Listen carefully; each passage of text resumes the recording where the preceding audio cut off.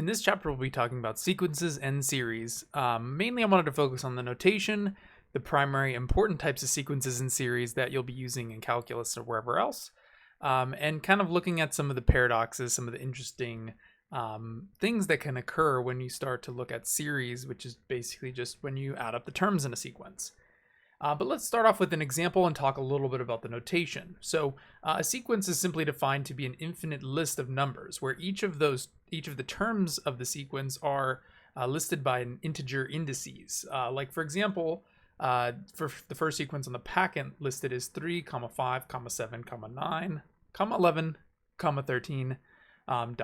Or the ... is also called the ellipsis, which in mathematics just is always a symbol which represents that this sequence will continue in the same pattern forever. And basically, there's no limitation to that list. So obviously, it's quite a complex thing because it's not just a finite list of 5 or 10 numbers. It's something that you could imagine going on forever. And one thing in calculus that we're often concerned about is, well, what is this? Is there a limit to the sequence, or what happens as it continues? We often say as it goes to infinity, what occurs? But we're not going to be focusing too much on that because when it comes to sequences such as this, there is no limit, because if it's going to keep growing, it's not going to ever stop. Anyways, another common way certain textbooks will write sequences is in mathematical set notation, which sometimes in set notation the order doesn't matter, but in sequences it's always an ordered list of numbers. The order is very important. You can't change around the way that they're written. And another very common way that you'll reference term by term of the sequence is by using the a sub n notation. So a lot of times we use the formula a with the subscript n to represent the mathematical formula for a sequence. You can think of this a lot like f of x, where f of x is like a mathematical function where the input is x in parentheses. With sequence notation, we usually use a lowercase letter, typically a, b, or c, something like that. With a lowercase n is the typical variable we use for sequences, and then equal to the formula for, okay, well, what does the sequence actually look like? But we'll talk about that in a minute. But why I brought that up is that how we often, basically each term of the sequence, we refer to this one as the first term, this one as the second term, third term, so on and so forth. And how we'd represent that in a more general sense would be using that subscript notation. So a sub 1, or just a1, would be the first term, a2, a3, a sub 4, a sub 5, and so on would kind of represent the generic formula for a sequence in general. And so, a sub n would represent that, what we often call the nth term of a sequence, which is just kind of a way of saying, well, what in general is the sequence going to be? Obviously, in a numerical list, a sub n could be represented by a formula, and that's kind of the point. It's not going to be a specific number. And sometimes we also might talk about, well, what about a of n plus 1 or a sub n minus 1, which would kind of be referent to, well, what's the term past the nth term, or what's the term before the nth term, and so on. Just sort of theoretically, sometimes in math it's important to look at, beyond a generic term, what's going to happen after or before. But anyways, like say we're looking at this example sequence, the first question the packet asks us is, what is the next term in the sequence? And you can probably figure this out quite obviously. That should be 15 based on this particular list. And we could always use the subscript notation to denote that. So like here we have a 1, 2, 3, 4, 5, 6. So the next term would be the 7th term. And that's kind of an easier way to sort of know and specify which term we're talking about of that sequence. And then, the next question it asks us, well, what about the 10th term? And then what about the 100th? What would those be? And we could figure those out by continuing the pattern. And the pattern, that's kind of the whole point of a sequence. A sequence should have some sort of pattern behind it. And mathematically speaking, there's various different ways we could interpret that. Like in terms of this sequence, it is pretty clear that each term is 2 larger than the previous. So the 8th term should be 17, the 9th should be 19, and then that would make the 10th term 21. And we can kind of continue to count out term by term to sort of figure out what would happen. And that sort of idea is often what we refer to as a recursive sequence formula, which I'm not going to go too much into that in this lecture video. But basically what if you wanted to write a recursive formula for this sequence in general, what we'd want to do is we want to take the previous term and add 2 to it, because that's kind of the underlying pattern here, right? Is each term add 2. And how I kind of like to envision this is what's happening term by term by term. Each time 2 is being added to that. And that being said, that could help us write that recursive formula. And all this is saying is that the nth term of the sequence is equal to the n minus 1th term. And as I said before, this kind of represents what's the previous term. And then if I take the previous term and add 2 to it, that would give me the next term, a sub n. But anyways, again, we're not going to go really that much into recursive sequences. But what I found from my talking to my students and working with my students is that a lot of people tend to think of sequences recursively, but there's other ways of writing sequences, and that writing the formula for a sequence is often, the generic formula is often a little bit trickier, and you don't want to use that common sense idea of its recursion sometimes. And that's, one of the important differences I want to state. But anyways, another point is, well, what if I wanted to find the 100th term?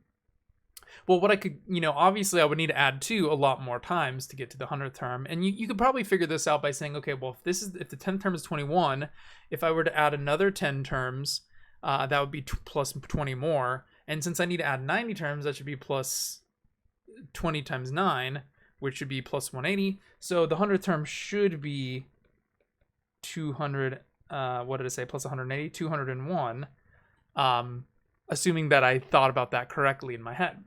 But of course, that, the only way that we really be positive if we were using that is to really count it out every term by term by term, which is rather not very efficient. So the generic formula is often a lot more valuable than the recursive formula, because the recursive formula is nice for dealing with, sequence terms which are nearby the current term. But if I'm trying to look in the future or predict something that's happening further along the road, the general formula is a lot more useful in almost all cases. So like looking at the next two, basically I've written the general formula for this particular sequence below. What it says is that a sub n is equal to 2n plus 1. Or you could kind of look at this as, well, it's exactly like a linear function. I have something times x plus something. So this is very synonymous to mx plus b, and this sequence could actually be represented as a linear function. Because, if we were to graph out those terms, the first term would be 3, the second term would be 5, the third term would be 7. That would form a line, and we could apply all of our everything we talked about when it comes to lines back to finding the formula. But in this particular case, since the first term is not going to be the y-intercept. Actually, and notice that the y-intercept is actually one term prior. If you could say, well, what is a sub 0? Certain sequences have what's called a 0th term, though it's kind of based on the context. Since the first term you're given is always a sub 1, you could say, well, what would be the term prior? Well, of course, if I was to subtract 2, that could go the other direction and see what would be the 0th term, if such exists. But a lot of times sequences, they start at 1, not at 0. But it's kind of a contextual thing. And this kind of returns back to, well, what's the difference between a function and a sequence? A sequence is only defined for whole number input values, 1, 2, 3. Basically fractions won't work, decimals won't work. N is only allowed to be an integer. And that's why we use n instead of x. X is kind of like a representation for any number, any real number, where n commonly is used to reference any natural number, whole, positive. And again, is 0 allowed or not? It just depends. And also negatives typically not allowed either. But sometimes it can be helpful to think about indices such as 0. But basically, notice that the slope is 2, and that is exactly what's happening, because every time the rise over the run, right? As I run 1, I rise 2.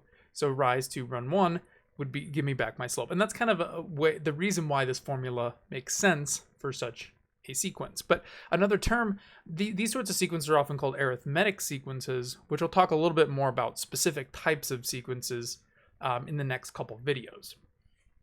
But anyways, going back to my original point, having a generic formula is useful, because say I wanted to find the 100th term, instead of having to sort of guess and do a bunch of whatever math to figure it out as I did before, I could just plug in 100 into a sub n to solve what is the 100th term. And then the formula says, well, I should take 2 times 100 and add 1. And that would give me 201, which can kind of confirm how I figured it out the other way. Or, another way that a generic formula would be written is like this. This is exactly synonymous. Instead of writing it as a formula, a sub n is equal to this, you might see it put in set symbols, 2n plus 1. And this kind of would dictate, okay, this is this formula for my sequence. And then on the right, there's like a little subscript and a superscript where it says n is equal to 1 to infinity. And all that means on the right is that here's where my sequence starts, and here is where it ends. And every integer in between is kind of the implication, where basically all this means is the first term would be plugging in 1, the second term 2, 3, 4, and then the tops just implies that this is an infinite sequence. It does not stop. It will go on forever. And so that's kind of all of these are equivalent ways of writing the same thing. And that's really one of the main things I wanted to get at in this video is when we see all these different notations, what do they all mean? They're all just different representations of a sequence. And then, say I wanted to know the 157th term, that would be, it's way easier once I have a formula. I don't have to add 57 more times to figure it out, because that's exactly what's going to happen in the formula for a sub n. So 2 times 157 plus 1 would give me 304 plus 1. No, that's 314 plus 1, so 315. And of course, you could always use a calculator. In the next video, I wanted to talk more about arithmetic and geometric sequences, and then how do we find their formula? Because here I just sort of gave you the formula. That's something that's very difficult sometimes, is if you have a sequence, how could I find its formula? And the formula is something we often need to know in a lot of different circumstances.